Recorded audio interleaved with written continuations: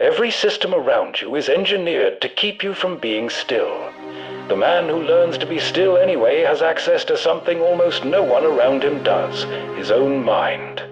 Empty the noise, enter the void, build the practice. Welcome to the archive. This is the defining crisis of the modern man, not poverty, not external threat, the inability to be alone with himself. The man who cannot be alone cannot know himself. And the man who does not know himself will spend his entire life being shaped by other people's ideas of who he should be. He will chase goals that aren't his, hold opinions he never chose. Wake up at 40 in a life that fits him the way a suit fits the wrong body. Technically wearable, fundamentally wrong. History's greatest men understood solitude not as a philosophical abstraction, but as a practice, a discipline, a weapon sharpened in private and carried into the world. Let us enter the archive. In 1665, plague swept England and Cambridge University closed. Among those sent home was a 23-year-old mathematician named Isaac Newton, who returned to his family's farm in Woolsthorpe with no colleagues, no library, and no intellectual community. Just a farmhouse, an orchard, and 18 uninterrupted months. In those 18 months, Newton invented calculus, developed his theory of universal gravitation, and made the foundational discoveries in optics that would define physics for 2 centuries. He called this period his Anni Mirabilis, his miracle years. Newton used silence as a pressure chamber. Thought, uninterrupted by the noise of other minds, could reach depths that collaborative life never permitted. He slept in his laboratory rather than go home. He never married. He had almost no friends. But understand the distinction he lived. Lonely and alone are not the same thing. Loneliness is the pain of unwanted isolation. Solitude is the practice of chosen aloneness. Newton chose his solitude the way a soldier chooses his weapon. The Principia Mathematica, arguably the most important scientific document ever written, was born in silence on a farm. Friedrich Nietzsche spent most of his adult life alone. After resigning his professorship due to failing health, he spent a decade wandering between cheap boarding houses in Switzerland and Italy. No permanent home, no salary, no family. His eyesight was so poor that writing caused him physical pain. He suffered migraines lasting days. In this condition, isolated, ill, and largely unread, he wrote Thus Spoke Zarathustra, Beyond Good and Evil, and On the Genealogy of Morality. 3 of the most transformative philosophical works in Western history, produced by a man living alone in rented rooms with no audience and no recognition. He walked for hours every day in the mountains above Sils Maria. He called walking his most productive intellectual practice. The philosopher's path was not the library. It was the trail above the tree line, alone, where the mind could finally hear itself think.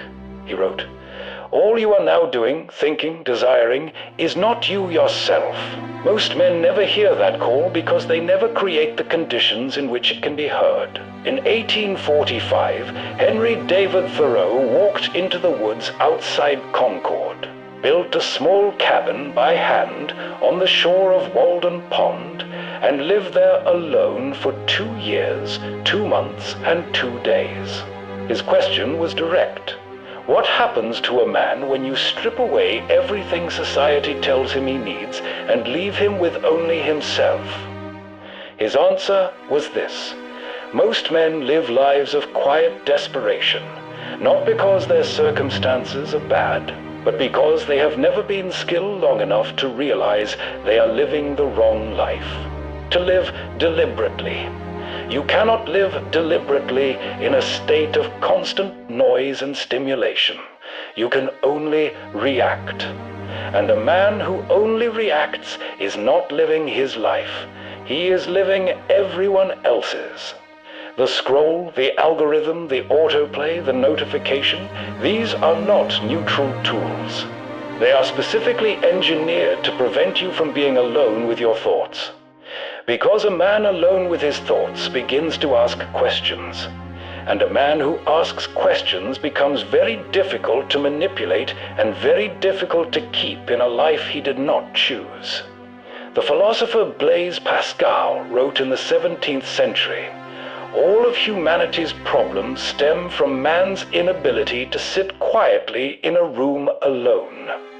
300 years before the smartphone, he was describing something fundamental, the terror of the empty moment, the instinct to fill silence with anything rather than face what the silence reveals. What does silence reveal? For most men, it reveals a gap between the life they are living and the life they actually want. That gap is painful, so they fill it with noise that keeps it invisible. Newton discovered gravity in that silence. Nietzsche discovered his philosophy. Thoreau discovered his life. The void is not empty. It is where everything real begins. Solitude is not a personality type.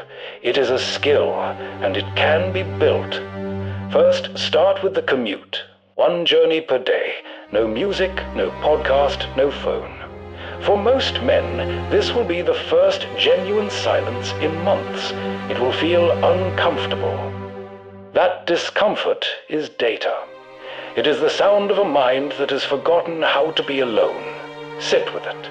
Second, the blank hour, 1 hour per week with no input, no content, no productivity, just you and the unstructured interior of your own mind. This is where the real questions live, what you actually want, what you actually believe, who you actually are when no one is watching. Third, find your mountain. Nietzsche had the Alps, Thoreau had the pond, Newton had the farm. Every serious man needs a physical place associated with solitude and deep thought. A park, a trail, a corner of your apartment. What matters is that you return to it and protect it from the connected world. Fourth, sit with the gap. The distance between the life you're living and the life you want is not your enemy. It is your compass. The man who can face it without immediately medicating it with noise is the man who eventually closes it. Newton built the architecture of the modern world in 18 months of silence on a farm. Nietzsche rewrote the foundations of Western philosophy alone in rented rooms with failing eyes. Thoreau discovered what a deliberate life looked like by living alone in the woods for 2 years. None of them were naturally solitary. All of them chose it. All of them built it into their days as a necessity, the condition without which everything else they cared about was impossible. You are living in the noisiest moment in human history. Every system around you is engineered to keep you from being still. The man who learns to be still anyway has access to something almost no one around him does, his own mind. Empty the noise, enter the void. Build the practice. Welcome to the archive.